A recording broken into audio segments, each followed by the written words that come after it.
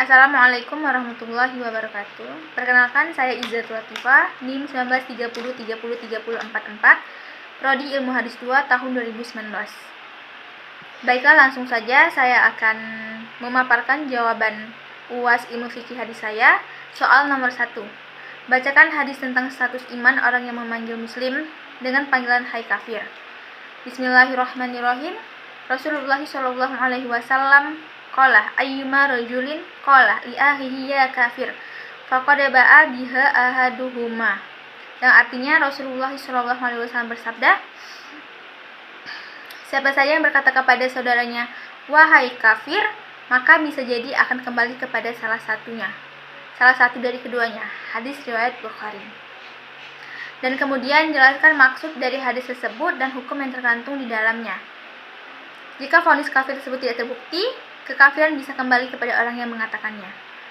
Nah, jadi kalau misalnya kita nuduh orang itu kafir atau memanggilnya hai kafir, kalau misalnya orang itu tidak kafir, maka kekafiran itu tuh balik ke orangnya. Mohon maaf bahasa saya agak campur aduk.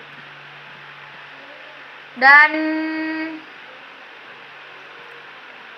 mohon maaf.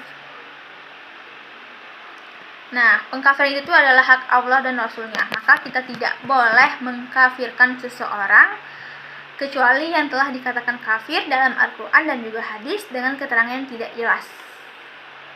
Tidak cukup hanya sekedar berprasangka belaka, karena hal ini akibatnya sangat fatal atau tragis dan juga berbahaya. Maka jangan sembarangan mengatakan atau memanggil wahai kafir, apalagi kepada saudara sesama muslim. Lanjut, soal nomor 2. Apa maksud dari hadis umat Nabi terpecah menjadi 73 golongan? Nah, dapat dipahami bahwa umat Nabi Muhammad itu akan terpecah menjadi 73 golongan.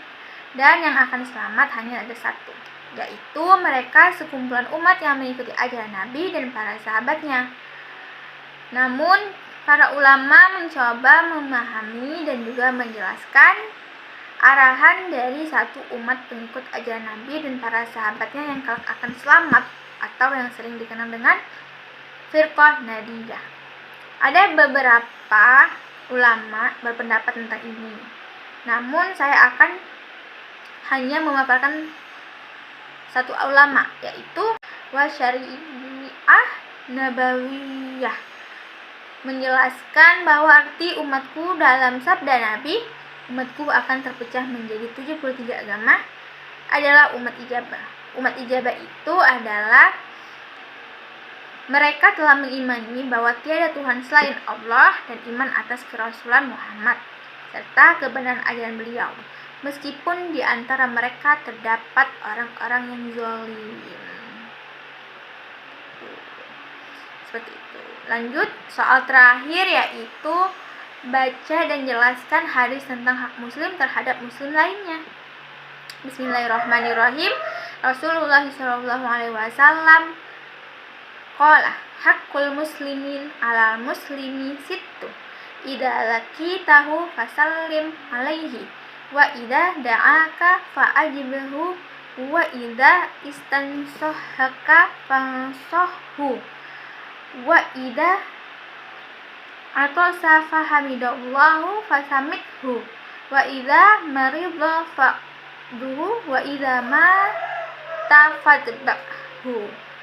Yang artinya Rasulullah SAW bersabda, hak seorang muslim atas muslim yang lainnya itu ada 6. Mengucapkan salam jika engkau bertemu dengannya, memenuhi undangannya, memberikan nasihat jika dia meminta, mendoakan orang bersin yang mengucapkan alhamdulillah, menjemputnya ketika sakit, serta mengiringi jenazahnya jika ia meninggal dunia. Hadis riwayat Muslim.